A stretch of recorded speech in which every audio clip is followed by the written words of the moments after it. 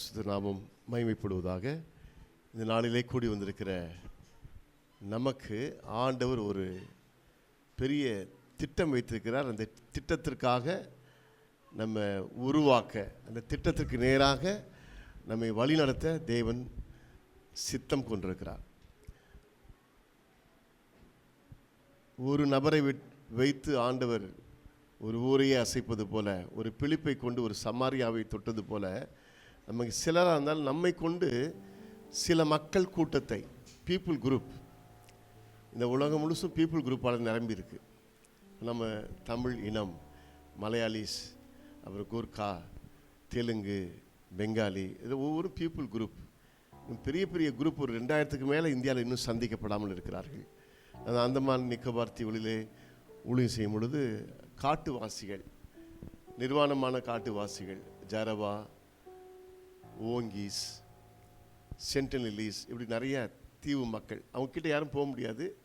சமீபத்தில் நியூஸ் பேப்பரில் பார்த்துருப்பீங்க, என் பேர் கொண்டவர், என் பேரை தலைகீழாக போட்டால் என்ன பேர் வருமோ, ஜான் ஆலன், என் பேர் ஆலன் ஜான், அவர் பேர் ஜான் ஆலன். அவர் போய் அது போர்ட்லேருந்து பக்கத்தில் இருக்குது, யாருமே போக மாட்டோம். ஆனால் இவருக்கு தெரியும் இந்த மிஷினரிக்கு அவங்களை எப்படியாவது சந்திக்கணுன்ட்டு, உயிர் போனாலும் பரவாயில்லன்ட்டு போய் சந்திக்க போனார். ஆனால் அவரை சாகடித்துட்டாங்க. என் பேர் ஆலஞ்சா, நான் அதே மாதிரி இன்னொரு குரூப்புக்கிட்ட ட்ரை பண்ணேன், நானும் இன்னொரு ஃப்ரெண்டும் அங்கே போனோம். ஆனால் சந்திக்க முடியல, வந்துட்டோம் போயிட்டு. இப்படி சந்திக்கப்படாத மக்கள் எல்லாம் சந்திக்க ஆண்டவர் சீஷர்களை அனுப்பினார். என் பின்னே வாருங்கள், நான் உங்களை வசதி முடிங்க மனுஷர்களை பிடிப்பவர்கள் ஆக்குவேன்.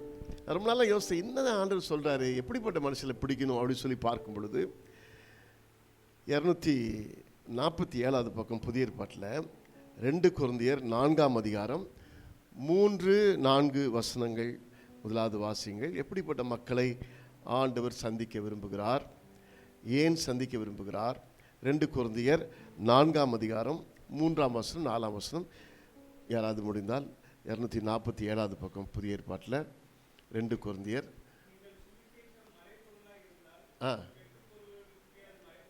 எங்கள் சுவிசேஷம் கெட்டு போகிறவங்களுக்கு எப்படி இருக்குமா? மறைபொருளாக இருக்கும். தேவனுடைய சாயலாக இருக்கிற கிறிஸ்துவின் மகிமையான சுவிசேஷத்தின் ஒளி அவிசுவாசிகளாகிய அவர்களுக்கு பிரகாசமாக இராதபடிக்கு இப்பிரபஞ்சத்தின் தேவனானவன். அப்போது என்ன சொல்லுது பைபிள்னா, உலகத்தில் இருக்கிற மக்களுடைய இருதயங்கள் எப்படி இருக்குது? குருடாக்கப்பட்டிருக்குது. மனதை குருடாக்கினான். ஏன் குருடாக்கிட்டான்னு சொன்னாக்கா, அங்கே போட்டிருக்கு சுவிசேஷத்தின் ஒளி அவிசுவாசிகளாகிய அவர்களுக்கு பிரகாசமாக இராதபடிக்கு இப்பிரபஞ்சத்தின் தேவனானவன் மனதை குருடாக்கினான். நம்ம யாரையுமே மதம் மாற்றுகிற தொழில் நமக்கு அல்ல. யாராவது உங்களை பார்த்து கேட்டால், நோ, எங்களுக்கு மதம் மாறுற வேலையே இல்லை, அது சொல்லணும். இங்கே வேதம் சொல்கிறது, எல்லாருடைய இருதயங்களும் நற்செய்தி, இயேசுவே ஆண்டவர், வானத்தின் கீழே பூமிக்கு மேலே இயேசுவே இரட்சகர் என்பதை அறிந்து கொள்ள முடியாதபடிக்கு அவருடைய இருதயங்கள் என்ன இருக்குது? குருடாக்கப்பட்டிருக்கிறது. ஸோ அதனால தான் ஆண்டவர் என் பின்னாடி வாங்க அப்படின்னு சொல்லிட்டு என்ன சொல்கிறாரு, நீங்கள் போய் இந்த மக்களுடைய இருதயங்களை அது விடுதலை ஆவதற்காக ஆண்டவர் நம்மை பயன்படுத்த விரும்புகிறார். இந்த நாளிலே லீடர்ஷிப்புடைய நோக்கம் என்னன்னு சொன்னால், நம்முடைய குருநாதர், அருள்நாதர், இயேசுநாதர், அவருக்கு நிறைய பேர் இருக்குது. அவரை பின்னாடி போகிற நம்ம பார்த்து சொல்கிறார், சீசர்லே வாங்க, உங்களுக்கு ஒரே ஒரு ஜாப் தரேன். என்ன ஜாப்னா, மனிதர்களை பிடிப்பொருள் ஆக்குவேன். அப்போ அவர் சொன்னார்னா நிச்சயமாக நம்மளால் முடியும்னு அர்த்தம். ஒரு ஆமீன் சொல்லுங்கள் பார்க்கலாம். நானும் நீங்களும் சேர்ந்து நிச்சயமாக மனிதர்களை பிடிப்போம், இயேசுக்காக பிடிப்போம். ஏன்னா சொன்னது யாருன்னா குரு, ஆண்டவராக இயேசு கிறிஸ்து குருநாதர் அழைக்கிறவர். நம்ம பின்னாடி போயிட்டுருக்கோம். அவர் சொல்கிறாரு, நீங்கள் வாங்க, நான் உங்களை மனிதர்களை பிடிப்பொருள் ஆக்குவேன். அவங்க கண்ணெல்லாம் கூடாக தான் இருக்கும். ஆனால் எப்படி நம்மை மாற்றுறாரு, எப்படி அந்த 3ஆம் வசனம் பார்த்தீங்கன்னா 4:3 எங்களுடைய சுவிசேஷம் மறைபொருளாக இருந்தால் கெட்டு போகிறவருக்கு மறைபொருளாக இருக்கும். நம்ம சொல்கிறது புரியல, அது மறைபொருளாக இருக்குது. ஆனால் ஆண்டவர் நம்மை பயன்படுத்தும் பொழுது புரியும்படியாக செய்வார், விடுதலையாக்குவார். அப்போ பவுலை ஆண்டவர் ஒரு நாள் அழைக்கிறார். அழைத்து எப்படி சொல்கிறார் பாருங்கள். 202 பக்கம் அப்போஸ்தலர்களின் புஸ்தகம் 26ஆம் அதிகாரம் 15-20 வரைக்கும் யாராவது வாசிங்கள்.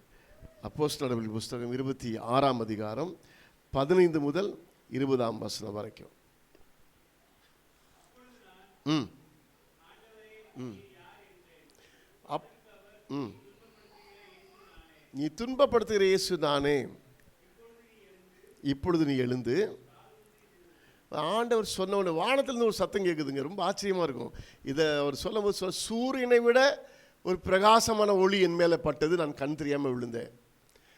அவர் கண் தெரியாமல் போகிறதுக்காக சூரிய வெளிச்சம்னு சொல்லி நம்ம நினச்சிக்கிறோம். அப்படி இல்லை, பைபிள் தெளிவாக போட்டிருக்குது. நான் கிறிஸ்தவர்களை, இயேசுவை பின்பற்றுகிற சீடர்களை அட்டாக் பண்ணுறதுக்காக ஊர் தலைவர், பிரதான்னு சொல்லுவாங்க ஹிந்தியில், தமிழில் நம்ம ஊர் தலைவர் சொல்கிறோம்ல, அவர்கிட்ட பர்மிஷன் வாங்கிட்டு போகிறாங்க. சார் போய் அட்டாக் பண்ணணும் சார், நம்ம யூத மதத்தை காலி பண்ணிடுவாங்க போல இருக்கு இந்த ஆளுங்க, அலேலியா கூட்டத்தார். பர்மிஷன் வாங்கிட்டு போகிறாரு, டீமாக போகிறாரு, குதிரையில் போகிறாரு. ஒரு வெளிச்சம் வந்து அவர் கண்களில் பட்டு குருடனாக கீழே விழுந்தார். அப்போ தான் கேட்குறாரு, நீர் யாருன்னு சொல்லி கேட்கும் பொழுது என்ன சொல்கிறார்? நீ துன்பப்படுத்துகிற இயேசு நானேன்னு சொல்லிட்டு திரும்பி வாசிங்க இந்த வசனத்தை, 16ஆம் வசனத்தை. நீ எழுந்து காலூன்றி நில், நீ கண்டவைகளையும் நான் உனக்கு தரிசனமாகி காண்பிக்க போகிறவர்களையும் குறித்து பாருங்க. முதலாவது ஆண்டவர் அழைச்சவனே சொல்றாரு, உன்னை ஊழியக்காரனாக. அப்போ நாம் எல்லாரும் ஆண்டவரை நம்பி வந்திருக்கிறோம். நான் பவுலை போல எனக்கும் உங்களுக்கு ஒரு ஸ்பெசிஃபிக் விஷன் இருக்கு. ஆண்டவர் எல்லாரையும் தெரிந்து கொள்கிறாரு. ஆனால் எல்லாருக்குமே பவுல் மாதிரி ஊழியம் கிடையாது. எல்லாருக்குமே அங்கே காட்டுவாசலில் சந்திக்கிற ஊழியம் கிடையாது. எல்லாருக்குமே சண்டே ஸ்கூல் ஊழியம் கிடையாது. ஒவ்வொருத்தருக்கும் விதவிதமான ஸ்பெசிஃபிக்காக ஒரு காலிங் வச்சுருக்காரு. ஜென்ரல் காலிங், ஸ்பெசிஃபிக் காலிங் சொல்லி 2 வார்த்தை பயன்படுத்தலாம். ஜென்ரல் காலிங்னா எல்லாரும் இயேசுவை பின்பற்றணும், எல்லாரும் இயேசுக்காக ஊழியம் செய்யணும், அது ஜென்ரல். அந்த பொதுவான அழைப்பில் ஸ்பெசிஃபிக்காக சில பேருங்க அவர் மியூசிக் போட்டாலே, கிட்டார் வாசித்து பாட்டு பாடினாலும் பேயெல்லாம் ஓடும். அது அவங்களுக்கான உள்ள ஸ்பெஷல் அனாயிண்டிங். டிஎல் மூடிக்கு பிரசங்கம் தான் பண்ணுவார். அவருக்கு ஷாங்கி இது பேர் வரும். அவர் கூடயே ஒருத்தர் இருப்பார். அவர் போய் பாடினா அது அந்த இடமே கலங்கிரும், ஒரு கலக்கிறார். மூடி ஷாங்கி அப்படி சொல்லுவாங்க தெளிவாக. அப்போ ஆண்டவர் இந்த சபையில், நீங்கள் இருக்கிற ஆஃபீஸில், நீங்கள் இருக்கிற குடும்பத்தில் எல்லாருக்குமே நீங்கள் கேட்க வேண்டியது என்னன்னு சொன்னால், ஆண்டவரே நான் என்ன செய்ய நீர் சித்தமாக இருக்கிறீர். பவுல் கேட்டவொடனே பவுலுக்கு ஸ்பெசிஃபிக்காக காட்டுறேன், உனக்கு நான் விஷன்லாம் காட்டுவேன். ஒரு நாள் ஒரு விஷன் காட்டாரு. அந்த விஷனில் மக்கதோனியாலேருந்து ஒருத்தர் வந்து சொல்கிறாரு, சார் எங்கள் ஊருக்கு வந்து ஹெல்ப் பண்ணுங்க. உடனே ஊருக்கு புறட்டு போயிடுறாரு. பவுலை வித்தியாசமாக நடத்துகிறாரு. அவருக்கு தான் எல்லா சீஷலோட அதிகமாக வெளிப்பாடை கொடுத்தார் ஆண்டவர். இந்த புதிய நிறைய புக்கெல்லாம் எழுதினார். ஸோ பேதுரு எழுதியிருக்காரு, ஜான் எழுதியிருக்காருலாம், கொஞ்சம் கொஞ்சம் எழுதியிருக்காங்க. கிட்டத்தட்ட 14 புஸ்தகத்தை புனித பவுல் எழுதியிருக்காரு. அது அந்த அந்த அளவுக்கு அதிகமான கிருபை. அதே நேரத்தில் தாங்க முடியாத முள். பைபிள் ரொம்ப தெளிவாக சொல்லியிருக்கு. எந்த பைபிள் காலேஜிலும் இது வரைக்கும் கண்டுபிடிக்க முடியல என்ன முள்ளுன்ட்டு. ஒவ்வொரு பைபிள் காலேஜிலும் ஒன்று கற்றுக் கொடுக்குறாங்க, இதாக இருக்கும் அதாக இருக்குன்ட்டு. அப்படி ஆராய்ச்சி பண்ணுற அளவுக்கு இந்த சப்ஜெக்ட் கஷ்டமான சப்ஜெக்ட் ஆகிடுச்சு. ஏன்னா சொந்த ஜனங்களால் தாங்க முடியாத தொல்லை. சில சொல்கிறாங்க கண்ணில் பிரச்சனை, ஒவ்வொருத்தரும் ஒன்று சொல்கிறாங்க. ஆனால் பைபிள் சொல்லுது, உனக்கு பெருமை வராதபடிக்கு சாத்தான் கொட்டுகிற முள். அந்த அளவுக்கு வெளிப்பாடு. ஸோ அப்படிப்பட்ட கிருபை அவருக்கு தந்தார். நான் சொல்கிறேன், நீங்கள் இருக்கிற ஒவ்வொருத்தரும் யாரும் வேஸ்ட்டு கிடையாது. கை எப்படி வைங்க, என்னை மிரட்டுறீங்களா அப்படின்ற மாதிரி இருக்குல்ல. இந்த விரலை வச்சுட்டு நீங்கள் உங்கள் ஆஃபீஸில் இதை அட்டெண்டன்ஸ் போடுறீங்க, நான் வந்து போட முடியுமா? போட முடியாது. ஒவ்வொருத்தருடைய ஃபிங்கரும் special. So you are special, you are unique. நீங்கள் செய்கிறத நான் செய்ய முடியாது, நான் செய்கிறத நீங்கள் செய்ய முடியாது. இப்போ ஆக மொத்தத்தில் ஆண்டவர் ஒவ்வொருத்தரையும் அழைக்கிறாரு. சிலருக்கு பயம், பவுல் மாதிரி அடி உத வாங்கணுமா? இல்லை அங்கே ரஷ்யாலாம் பாடுபட்டாங்களே கம்யூனிஸ்ட் கண்ட்ரியில், அந்த மாதிரி பாடுபடணுமா? இல்லை. ஒவ்வொருத்தருக்கும் விதவிதமான ஊழியம். நானும் அந்த மாதிரிலாம் போனால் எந்த அடி உதவியும் வாங்கலை. ஸோ நல்ல மிஸ்டரியை தான் ஊழியம் செஞ்சு நிறைய பேருக்கு இயேசு அறிவிக்க உதவி செய்தார். இந்த நான் சொல்கிற இந்த ஃபாரின் மிஷினரி போய் இறந்துட்டார். நான் போனேன், லெட்டர் எழுதி வச்சு தான் போனோம். நாங்கள் போகிறோம், ஒரு வேளை அம்புகளால் தாக்கி மறித்தால் யாரும் பொறுப்பில்லை, நான் இந்த ஸ்தாபனம் பொறுப்பில்லை, நான் என் இஷ்டத்துக்கு போகிறேன்னு எழுதி வச்சு போனேன். ஏன்னா போலீஸோட ரூல்ஸ் அப்படி போகக்கூடாதுன்ட்டு, ஒருவேளை ஏதாவது ஆச்சுனாக்கா என் ஸ்தாபனத்துக்கு பிரச்சனை வரக்கூடாதுன்ட்டு லெட்டர் எழுதி வச்சுட்டு போனோம். அப்போ ஒவ்வொருத்தருக்கும் ஒரு கிருபையை தருகிறார். நீங்கள் செய்ய வேண்டிய ஜெபம் என்னன்னு சொன்னால், இந்த வேத பாடத்தில் இந்த லீடர்ஷிப் ட்ரெயினில் படிக்கும்போது, என்னை எதற்காக அழைத்தீர் ஆண்டவரே, என்னை வச்சு என்ன செய்ய போகிறீங்க ஆண்டவரே, என்னை எதற்காக அழைத்தீர், என்னை வைத்து என்ன செய்ய போகிறீங்க. இதை உடனே கண்டுபிடிக்க முடியாது. அதுக்காக பயந்துடக்கூடாது. ஐயோ சர்ச்சுக்கு போகிறோம் ஒன்றுமே கண்டுபிடிக்கலன்னு பயப்படக்கூடாது. நம்ம சுற்றி இருக்கிற நண்பர்கள் அடிக்கடி சொல்லுவாங்க, இது நல்லா நீ பாடுறப்பா, நீ பேசினா உடனே எல்லோரும் மயங்கிடுறாங்கப்பா, உனக்கு பயங்கர கிஃப்ட் இருக்குப்பான்னு சொல்கிறாங்களே, அதை வச்சே கண்டுபிடிச்சலாம் நமக்கு எப்படி இருக்கிறோன்னு சொல்லிட்டு.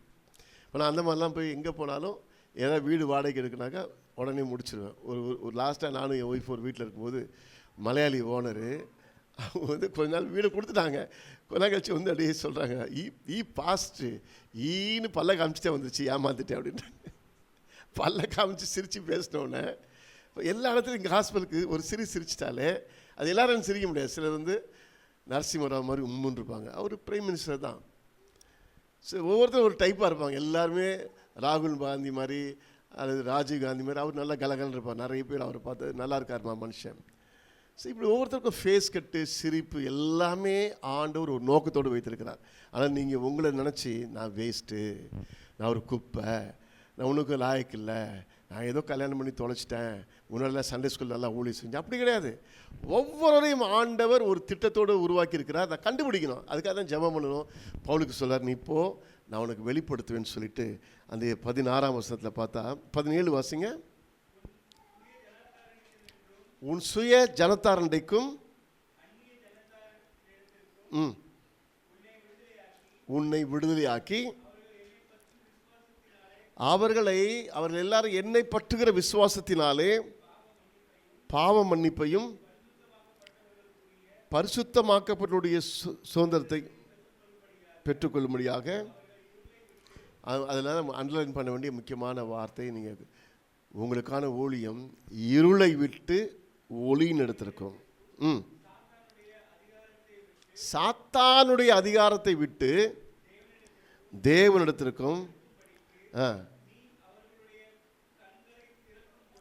வந்துருச்சா, கண்களை திறக்கும் பொருட்டு. முதல் நம்ம வசனம் என்ன வாசித்தோம், இப்பிரபஞ்சத்தின் தேவனானவன் உலகத்தில் மக்களை மனக்கண்களை குருடாக்கி வைத்திருக்கிறான்.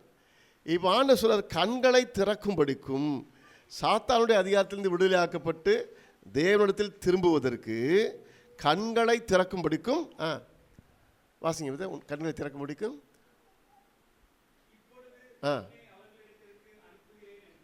தெளிவாக நடத்துகிறாரு பாருங்க. இப்பொழுது உன்னை அவர்களிடத்திற்கு அனுப்புகிறேன். ஸோ எதுவுமே திடீர்னு சொல்லி நடக்காது.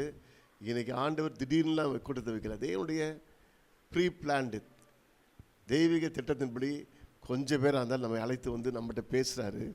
சும்மாலாம் உன்னை நான் கூப்பிடல, சும்மா நீ கிறிஸ்டியனாக இருக்குன்னு விரும்பலை, உனக்குன்னு ஒரு ஸ்பெசிஃபிக், ஒரு ஸ்பெஷல், ஒரு யூனிக், யாருமே செய்ய முடியாது அப்படிப்பட்ட ஒரு திட்டத்தை நான் வைத்திருக்கிறேன். அதற்காக உன்னை நான் அனுப்புகிறேன்.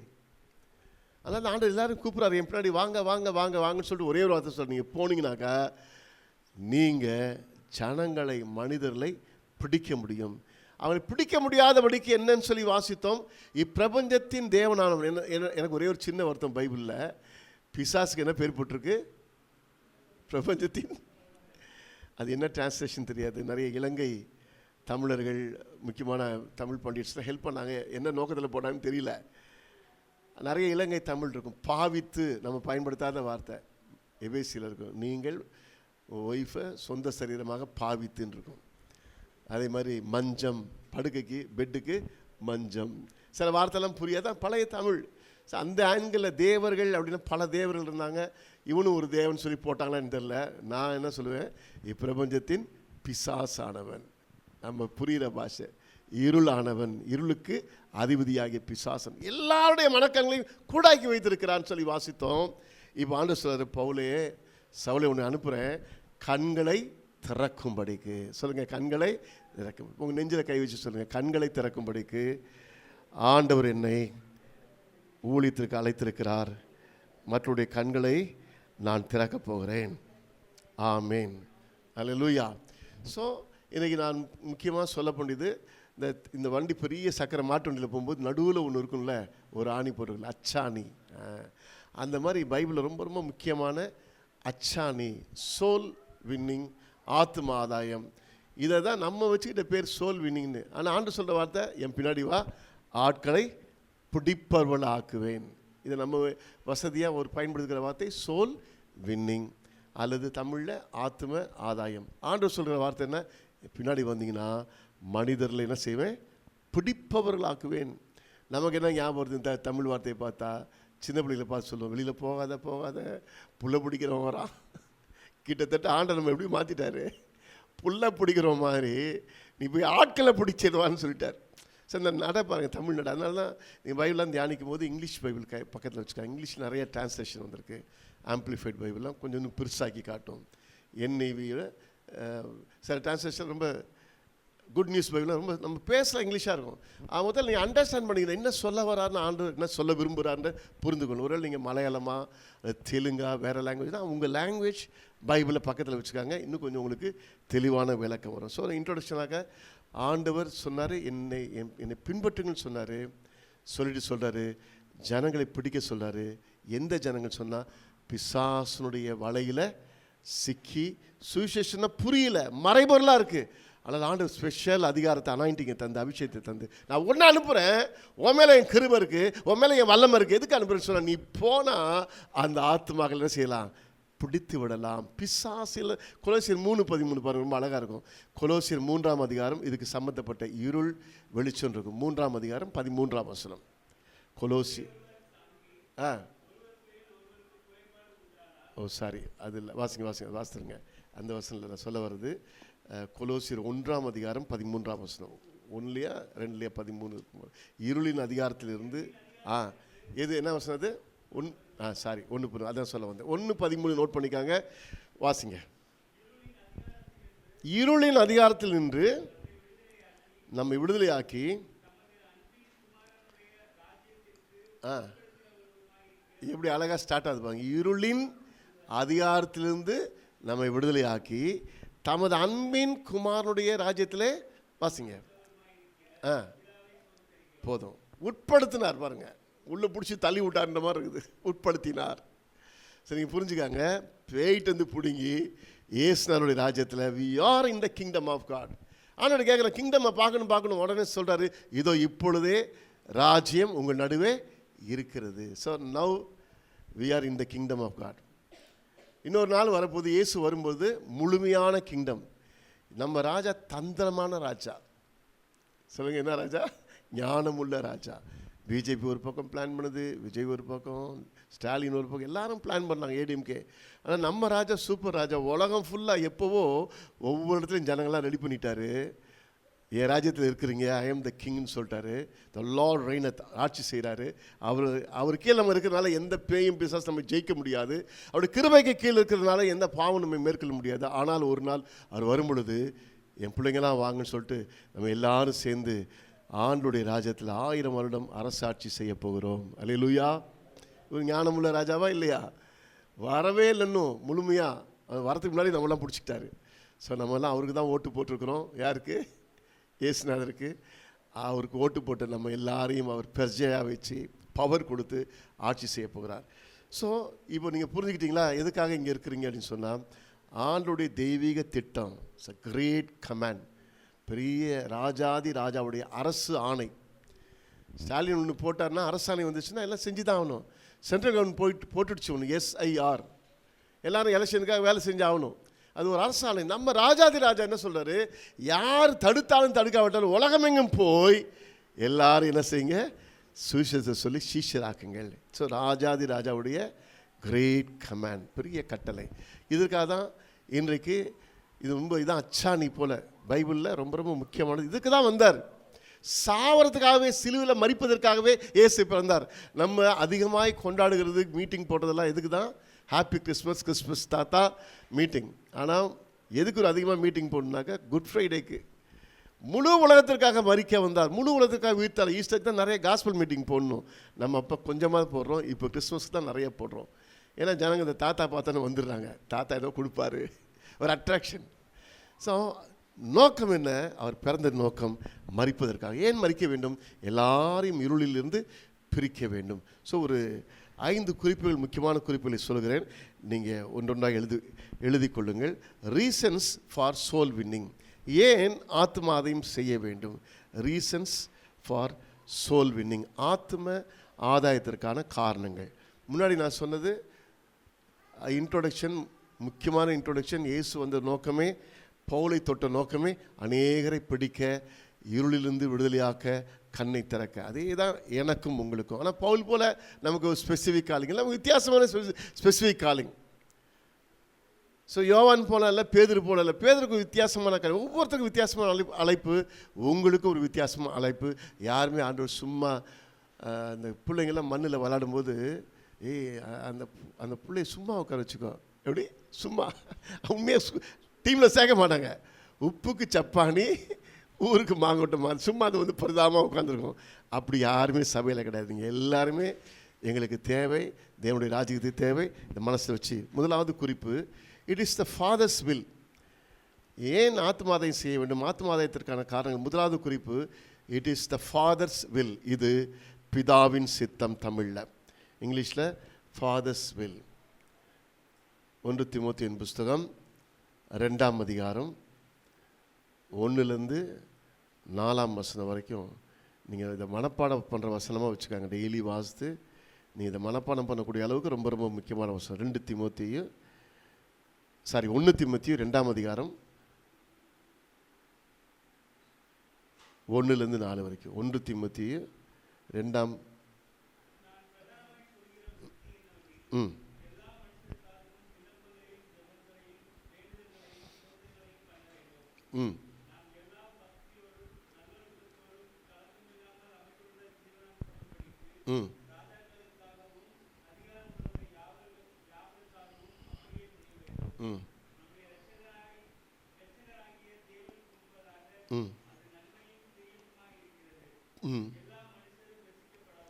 அங்கே பாருங்க, எல்லா மனுஷரும் ரட்சிக்கப்படவும்.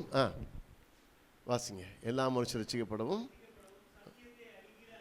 சத்தியத்தை அறிகிற அறிவை அடையவும் அவர் தேவனாகிய கர்த்தர் சித்தமுள்ளவராய் இருக்கிறார்.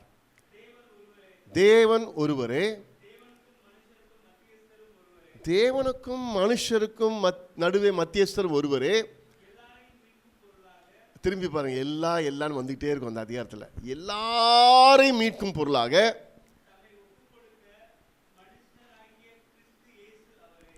மனுஷனாகிய கிறிஸ்து இயேசு அவரே. ஃபஸ்ட்டு ஆரம்பிச்சுன்னு எல்லா மனுஷருக்காக பிரார்த்தனை செய்யுங்க, ஜெபம் பண்ணுங்க. ஏன் அப்படின்னு சொன்னால், நம்ம இந்தியாவுக்காக ஜெபம் பண்ணணும், மோடி மேலே வருத்தம், அமித்ஷா மேலே வருத்தம், அப்படி நம்ம ஜெபம் பண்ணக்கூடாது. ஆண்டு அவங்களை பொறுப்பில் வச்சுருக்காரு. அவங்க என்ன அநியாயம் பண்ணாலும் நம்ம ஜெபிக்கும் பொழுது அவனுடைய கரம் அநியாயம் செய்யாதபடிக்கு அவர்களை தடுக்கும். ஆண்டவரே அந்த ஆள் உருப்படாமல் போகணும், அப்படி நம்ம ஜெபம் பண்ணக்கூடாது. பைபிள் சொல்லுது, இந்த தேசத்தில் சமாதானம் காணப்பட எல்லா மனுஷர்களுக்காக ஜெபியுங்கள், குறிப்பாக உங்களுடைய ஆளும் அதிகாரிகளுக்காக ஜெபியுங்கள். இது பிதாவுடைய சித்தம். அந்த 4 வசனமும் 5ஆம் வசனம் என்ன வாசிங்க? ஃபர்ஸ்ட் 5.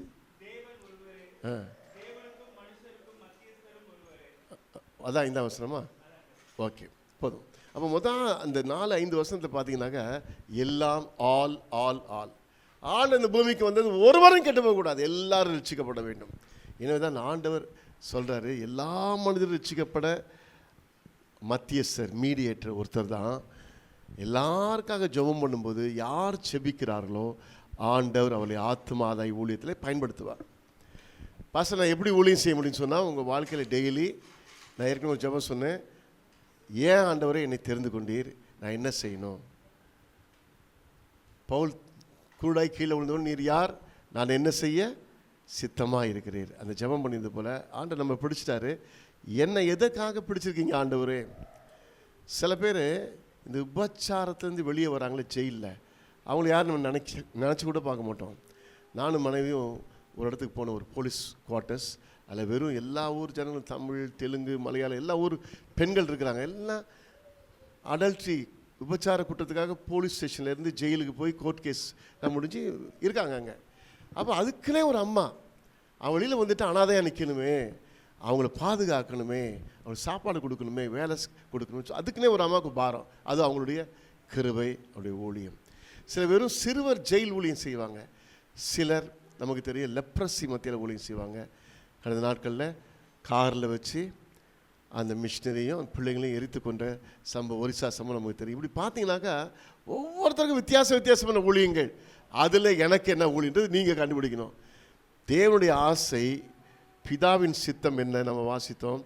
எல்லாரையும் மீட்கும் பொருளாக இயேசு உலகத்தில் கொடுக்கப்பட்டார். எல்லாரும் ரட்சிக்கப்பட வேண்டும். அந்த வார்த்தை மட்டும் வாசிங்க, எல்லாரும் ரட்சிக்கப்பட அப்படின்னு அந்த வசனம் இருக்கும் பாருங்கள் தீமோத்தேயுல. எல்லா மனுஷரும் ரட்சிக்கப்படவும். அது எத்தனாவது வசனம்? 4வது. அதான் பாருங்க, ரொம்ப தெளிவாக 4வது வசனம். எல்லா மனுஷரும் ரட்சிக்கப்படவும், சத்தியத்தை அறிகிற அறிவை அடையவும். போதும்.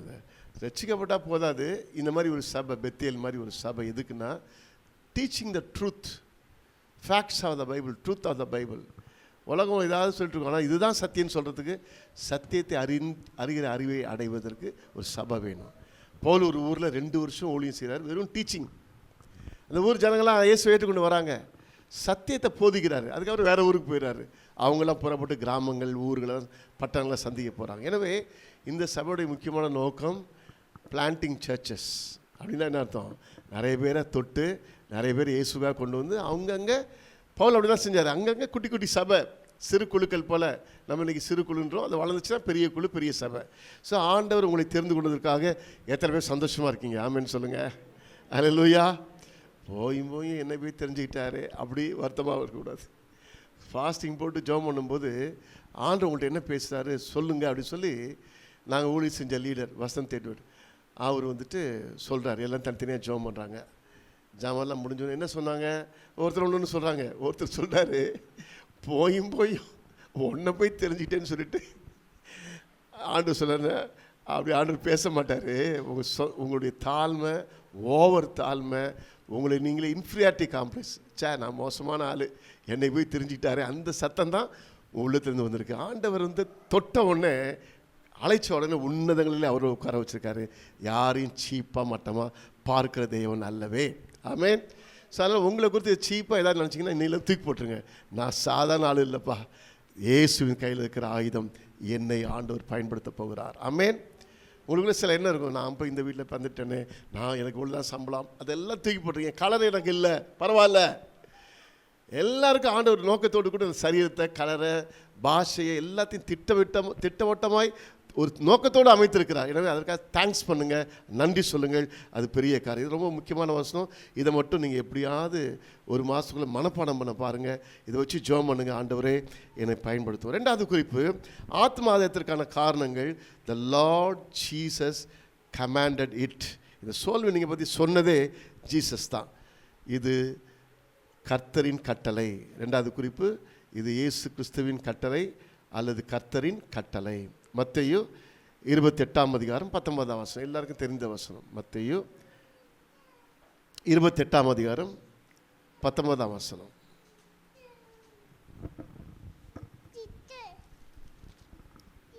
வாசிங்க யாராவது எடுத்தவங்க. நீங்கள் புறப்பட்டு போய் சகல ஜாதிகளையும் சீஷராக்கி, பிதா, குமாரன், பரிசுத்த ஆவியின் நாமத்தினாலே அவர்களுக்கு ஞானஸ்நானம் கொடுத்து, நான் உங்களுக்கு கட்டளையிட்ட யாவையும் அவர்கள் கை கொள்ளும்படி உபதேசம் பண்ணுங்கள்.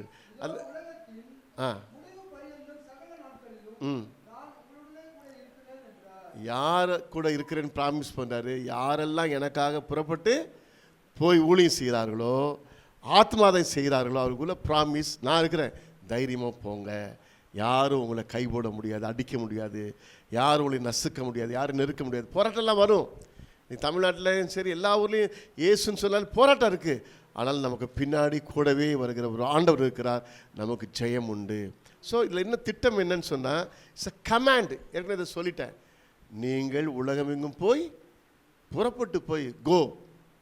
ஒரு மிஷினரி பேர் ஃபாரினில் கோ ஃபோர்த், பல இங்கிலீஷில் கோ ஃபோர்த், புறப்பட்டு போய். அவர் பேரே கோ ஃபோர்த் வச்சுட்டாரு.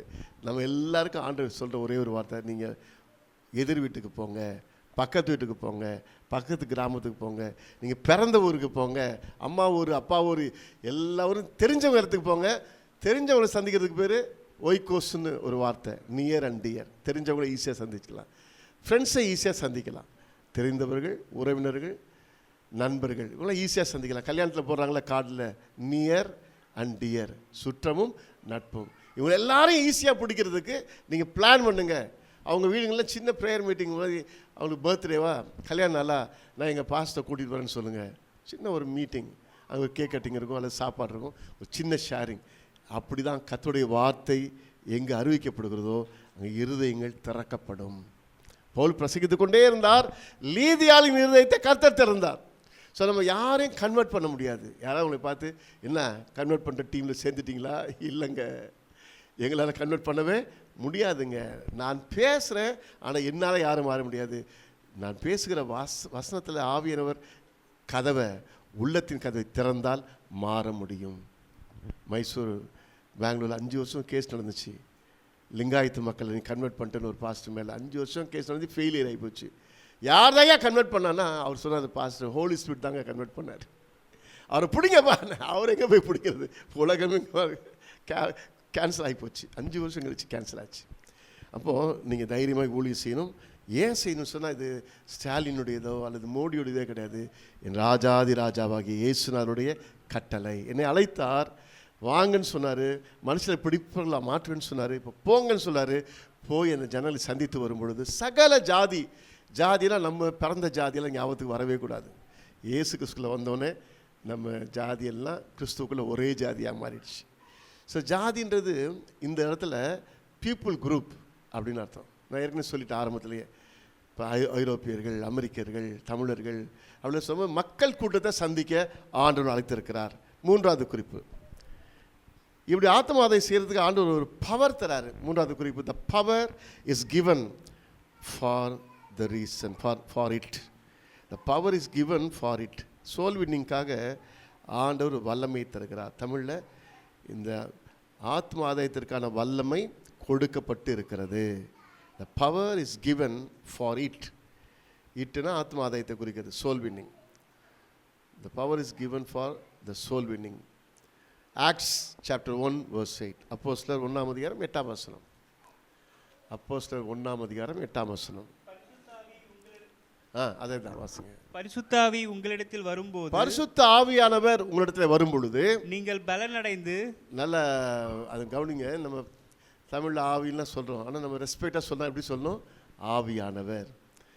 ஆவி வா போனால் காற்றை சொல்கிற மாதிரி ஆகிடுது. ரெஸ்பெக்டாக ஆவியானவர் பவுலோடு பேசினார், என் ஊழியத்துக்காக பிரித்து விடுன்னு சொன்னார். அவர் பேசக்கூடியவர், தடைகளை உடைக்கக்கூடியவர், நமக்கு தரிசனம் மூலம் பேசுகிறவர், நல்ல ஆவியானவர். வாசிங்கப்போம். பரிசுத்தாவி உங்களிடத்தில் வரும் பொழுது நீங்கள் பலனடைந்து எருசலேமிலும் யூதேயா முழுவதிலும் சமாரியாவிலும் பூமியின் கடைசி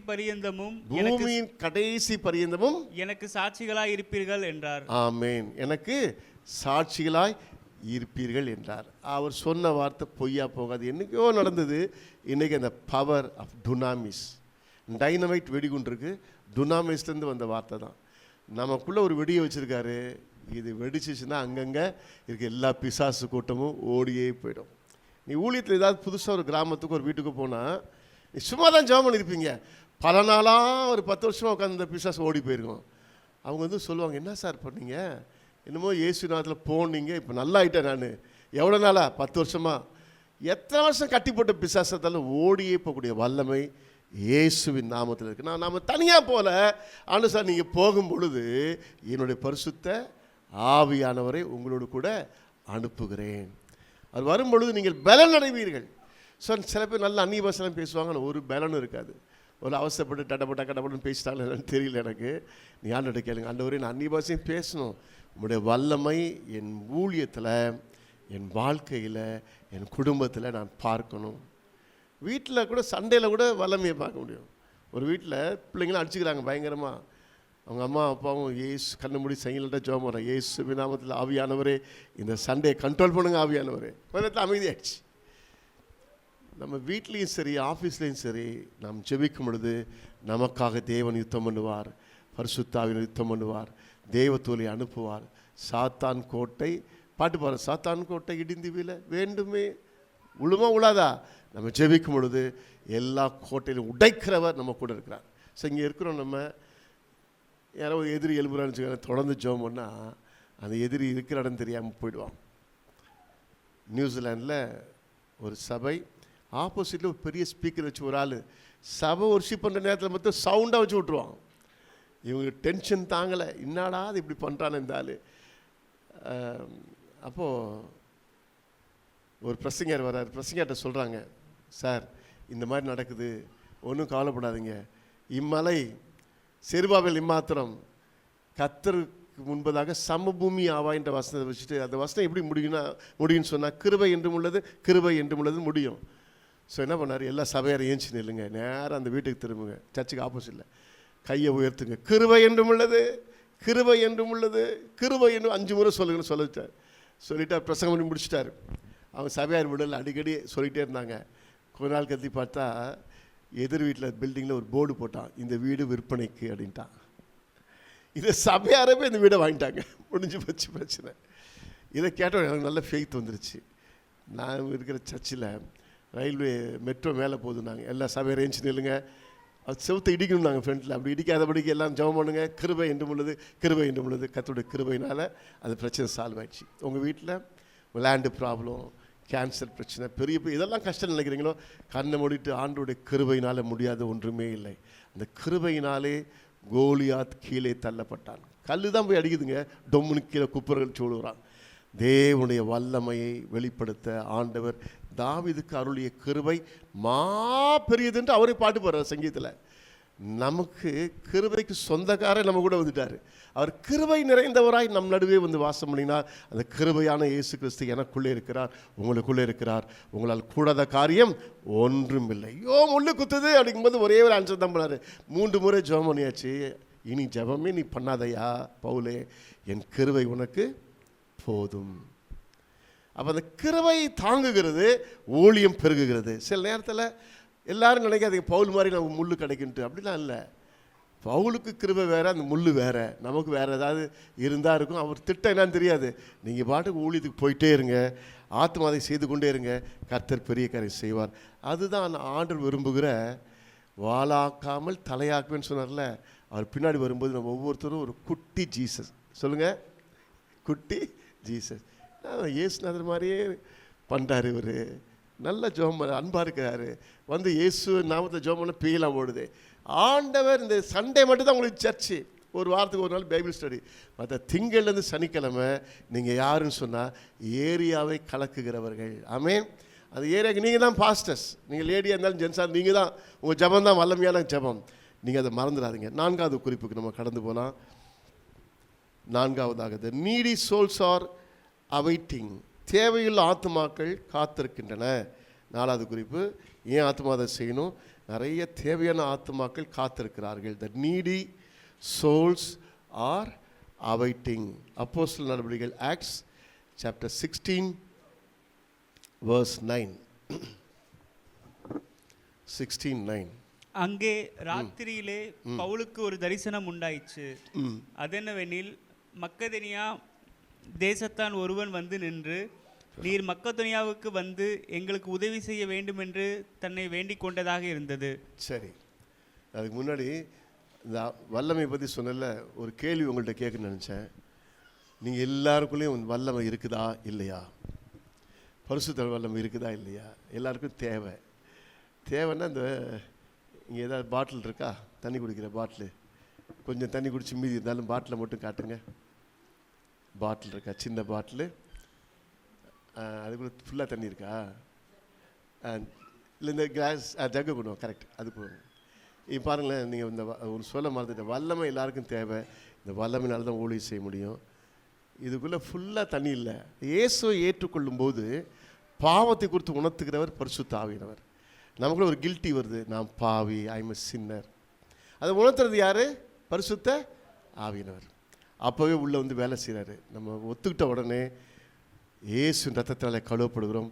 அப்போவே கொஞ்சமாக தண்ணி இருக்கிறது போல் பரிசுத்த ஆவியானவர் எனக்குள்ளே உங்களுக்குள்ளே தங்கி இருக்கிறார். ஆமென் சொல்லுங்க. இப்போ அனாயிண்டிங் ஆஃப் த ஹோலி ஸ்பிரிட்னா என்ன பாஸ்டர் அப்படின்னா, இந்த தண்ணி ஊற்ற ஊற்ற ஊற்ற நிரம்பி வழியில் அதுதான் அபிஷேகத்தின் நிறைவு. இது பைபிள் இருக்குது. நான் அதை சும்மா திடீர்னு சொல்லலை, இல்லை பெந்தகோஸ் உபதேசம் சொல்லலை, பைபிள் இருக்குது, அதை சொல்கிறேன். ஞானசலாம் வாங்கிட்டாங்க. சீசல் போய் பேசும்போது, என்ன ஞானசலாம் வாங்கிட்டீங்களா? ஞானசலாம் வாங்கியாச்சு. அப்போது நீங்கள் அபிஷேகம் பெற்றீங்களா அப்படின்னு கேட்கும்போது, அபிஷேகமா அப்படின்னா என்ன அப்படின்னு சொல்லி கேட்குறாங்க. பிறகு எல்லாருமே தள்ள கை வச்சோன்னு எல்லாம் அந்நிய பாஷை பேசுகிறாங்க. அது நல்ல ஒரு பேசேஜ். இப்போ நான் அதை சொல்ல விரும்பலை, நம்ம வேகமாக போகலாம். அப்போது ஞானஸ்நானம் பெற்றாலும் தனி அனுபவம் பரிசுத்தாவின் அபிஷேகம், நிறைவு, anointing of the Holy Spirit. நிறையும் போது தீர்க்க தரிசனங்கள், அந்நிய பாஷைகள், வியாக்கியான வரம், விஷன் பார்க்க நிறைய காரியம் நடக்கும். 9 வாரங்கள் கிரியை செய்ய ஆரம்பிச்சிடும். அப்போ இப்போவே இல்லையா ரசிக்கப்பட்ட அபிஷேகம் ஆகிற உள்ளேருந்து வேலை செஞ்சு தான் இருக்கார், எந்த சந்தேகமும் இல்லை. ஆனாலும் அவர் வச்சுருக்கிறார், ஒரு அனுபவத்தை வச்சுருக்காரு. அவர் வைக்கும்போது வேணாம் போங்க, எனக்கு பயமாக இருக்குது. சில பேர் சொல்கிறாங்க, ஒரு அம்மா குண்டா ஒரு அம்மா வந்துச்சு, வந்து ஒரு பாஸ்டர் சொல்லுது, நான் இந்த அபிஷேகம் வேணும் தான், ஆனால் எல்லாம் டமால்ட்டு மீது கீழே விழுந்து கத்துறாங்களே, சேர்லாம் எட்டி உதைக்கிறாங்களே, அந்த அபிஷேகம் வேணான்ச்சு. அமைதியான ஒரு அபிஷேகம் வேணும் பாஸ்டர், ஜென்டிலாக இருக்கணும். கையை வச்சு ஜோமனாக இருப்பாருங்க. எல்லாரோட அந்த அம்மா தான் டமால்ட்டு மீது கீழே விழுந்து உருண்டுடுச்சு. ஸோ அந்த அபிஷேகம் அது என்ன ஒன்றும் இல்லை, குழந்தைங்க அப்பா வரும்போது ஏய் டாடி வராரு, உள்ளே என்ன வச்சுருக்காரு, உள்ளே முறுக்கு வாங்கிட்டு வராரு, உள்ளே லாலிபப் வச்சுருக்காரு. பிள்ளைங்க துள்ளுதுங்களே, அதே பிள்ளைங்க வளர்ந்துட்டா துள்ளுவாங்களா? அமைதியாக நிற்பாங்க. அப்பா வராரு டாடி சிரிப்பாங்க, அவ்வளோதான். சின்ன குழந்தையா இருக்கும்போது துள்ளுவாங்க. அதே போல் ஆவியானவர் ஃபஸ்ட் டைம் வந்து நிரப்பும் பொழுது யாராலையும் தாங்கிக்க முடியாது. டிஎல் முடிக்கெல்லாம் நிறைய பேர் ஜோம் பண்ணுறாங்க, அபிஷேகம் பெறும்போது போதும், ஐயோ ப்ளீஸ் ப்ளீஸ் ஸ்டாப் இட் அப்படின்றாங்க. அந்தளவுக்கு தாங்க முடியாத அனுபவம். அதுக்கப்புறம் ஊழியமே மாறி போச்சு. டிஎல் ஆஸ்போன் இந்தியாவில் வந்து நார்த் இந்தியாவில் ஊழியம் செஞ்சார், நல்லா பிரசங்கம் பண்ணார். டெய்ஸி ஆஸ்போன் அவங்க ஒய்ஃப் பேர். எல்லோரும் ஊழியம் செஞ்சாங்க. முஸ்லீம்ஸ்லாம் வந்து சார் பைபிளில் சொல்லியிருக்க வியாதி சார் குணமாக்குங்க, அந்த கிஃப்ட் இல்லைன்ட்டாங்க. ஒரே வார்த்தை, ஃபெயிலியர் ஃபெயிலியர் ஃபெயிலியர். ஊழியம் செஞ்சாங்க, இயேசு அறிவித்தாங்க, கண்ணால் அறுவடையை பார்க்க முடியல. ஸோ வருத்தப்பட்டு ஃபாரினுக்கு அமெரிக்கா போயிட்டாங்க. போயிட்டு டெய்ஸி என்னை தொல்லை பண்ணாத, நான் ஜோம் பண்ண போகிறேன்னு சொல்லிட்டு ஃபாஸ்டிங் 40 days ஃபாஸ்டிங்கில் உட்காந்துட்டார். When Jesus enter my room அப்படின்னு புக் எழுதியிருக்காரு. ஏசு கிறிஸ்துடைய பிரசன்னத்தில் அவர் ஜோதியாய் வந்து அவரை தொட்டார், நிரப்பப்பட்டார். அதுக்கப்புறம் பார்த்தீங்கன்னா திரும்பி மதுரைக்கு வந்தார், தமிழ்நாட்டுக்கு வந்தார், பல ஊருக்கு போனார். சும்மா மதுரையில் நடந்து போகும்போதே அந்த ஹாஸ்பிட்டலுக்குள்ளே போகும்போது நிறைய பேருக்கு ஹீலிங். அது ஸ்டேஜில் பிரசங்கம் பண்ணும்போது டெட் பாடிலாம் வச்சுருக்காங்க, அவர் அதை கண்டுக்க மாட்டார். அது மாதிரி பிரசங்கம் முடித்து ஹீலிங் ப்ரேயர் பண்ணும்போது டெட் பாடி உயிரோடு எழுப்பியிருக்காங்க. பயங்கர கேன்சர், டெஃப் அண்ட் டம்ப் ஒரே ஃபேமிலியில். அது பெரிய புக்காகவே இருக்குது. அதெல்லாம் எப்போ நடந்துச்சுன்னு சொன்னால் anointing of the Holy Spirit. So நீங்கள் பரிசுத்த அபிஷேகத்துக்காக நான் சொன்னது மாதிரி நீங்கள் எதிர்பாருங்க. எல்லாருக்கும் சொந்தம், ஒருத்தருக்கு மாத்திரம் கிடையாது. ஆண்டவர் உங்களை பயன்படுத்துவார். இப்போ 4வது குறிப்பு வந்துட்டோம். தேவையில்லை ஆத்துமாக்கள் காத்திருக்கின்றனர். என்ன வாசித்தோம்? திரும்ப ஒரு முறை வாசிங்க. அங்கே ராத்திரியிலே பவுலுக்கு ஒரு தரிசனம் உண்டாயிற்று. அதெனவெனில் மக்கெதோனியா தேசத்தான் ஒருவன் வந்து நின்று, நீர் மக்கெதோனியாவுக்கு வந்து எங்களுக்கு உதவி செய்ய வேண்டும் என்று தன்னை வேண்டிக் கொண்டதாக இருந்தது. அந்த தரிசனத்தை அவன் கண்டபோது அவர்களுக்கு சுவிசேஷத்தை அறிவிக்கும்படி கர்த்தர் எங்களை அழைத்தார் என்று நாங்கள் நிச்சயித்துக் கொண்டு அந்த தரிசனத்தை கண்ட பொழுது பவுலுக்கு ஒரு நிச்சயம், ஒரு அஷூரன்ஸ் வருது. இது சும்மா தரிசனம் கிடையாது, ஏதோ ரொம்ப சாப்பிட்டு கஷ்டப்பட்டு நல்லா முக்கு பார்த்தா சொப்பனை கண்ட மாதிரி ஒரு யாரோ விரட்டுற மாதிரி இருக்கும், யானை மாடுலாம் விரட்டுற மாதிரி. அதெல்லாம் வந்து தொல்லையின் திரட்சி, நிறைய கஷ்டப்படுறதுனால வர சொப்பனம். ஆண்டு கொடுக்குற சொப்பனம் ரொம்ப தெளிவாக இருக்குது பாருங்கள். சார் எங்கள் ஊரில் வந்து ஹெல்ப் பண்ணுங்கள், மக்கெதோனியாவிலேருந்து ஒரு காலிங் வருது, இது ஆண்டவர் தான் காட்டுறான்னு சொல்லிட்டு பவுல் புறப்பட்டு போய் ஊழியம் செய்கிறார். ஸோ நீங்கள் ஜாக்கிரதையாக இருங்க, ஜெர்மனிட்டு படுங்க. ஆண்டவர் வசனத்தின் மூலமாக, தூக்கத்திலே சொப்பனத்தின் மூலமாக, தரிசனத்தின் மூலமாக உங்களோடு கூட பேசுவார். அது என்னன்னே தெரியாது, புரியவே புரியாது. நல்ல அனாயிண்டிங்கில் இருக்கும்போது பேசுவார், ஏன்னே தெரியாது. காட்டுவாசிகள், கருப்பாக முடியல சுருளாக இருக்கிற மக்கள். ஒரு நாள் சகோதரிகள்லாம் என் ஒய்ஃபோடு சேர்ந்து ஜோம் பண்ணும்போது அப்படி ஒரு விஷன் ஒரு பொண்ணுக்கு. அது வந்து ஆன்ட்டி அக்கா ஒன்றுமே புரியலையே, முடியல சுருளாக நீக்ரோக்காரெலாம் பார்க்குறாங்களே. என் ஒய்ஃப் சொன்னாங்க, அது தேவனுடைய திட்டமாக இருக்கும், வெயிட் பண்ணு, ஜோம் பண்ணு, என்னைக்காவது நடக்கும். வருஷம் 2 வருஷம் 3 வருஷம் ஆச்சு. அந்த பொண்ணுக்கு மைண்டில் இருக்குது, அப்படியே மாறாமல் இருக்குது, என்ன ஒன்றுமே நடக்கலையே. அப்போது நாங்கள் சொன்னோம், நடக்கிற நேரத்தில் நடக்கும். நீ இங்கிலீஷ் லாங்குவேஜ் ரெடி பண்ணிக்கோ. திருவள்ளூரில் போயிட்டு ஒரு பைபிள் காலேஜில் படித்து அங்கே தமிழில் பேசினா ஃபைனு. படிச்சுட்டே இருக்கும்போது அந்த டைம் பார்த்து காலேஜ் முடிக்கிற நேரத்தில் ஒரு ஃபாரினர், எந்த கண்ட்ரியில், கொரியாலேருந்து வருது அழைப்பு. அந்த அழைப்பு நீகுர மக்கள் நடுவில் ஊழியம் செய்ய, ஒரு வார்டன் மாதிரி இந்த வேலை செய்ய ஒரு பொண்ணு வேணும். பாருங்கள் எப்படி பாருங்கள், இந்த மக்கதோனிய அழைப்பு மாதிரி ஆண்டவர் நம்ம ஒவ்வொருவருக்கும் ஒரு அழைப்பை வைத்திருக்கிறார். சபையில் சில பேர் ஊழியம் செய்கிறாங்க. ஒருத்தர் ராஜஸ்தானில் ஒரு குடும்பம் ஊழியம் செய்கிறாங்க, ஒருத்தர் வாரணாசியில். அதில் ராஜஸ்தானில் இருக்கிற சவரிக்கு ஒட்டகமாக சொப்பனம், ராஜஸ்தான் போயிட்டாங்க.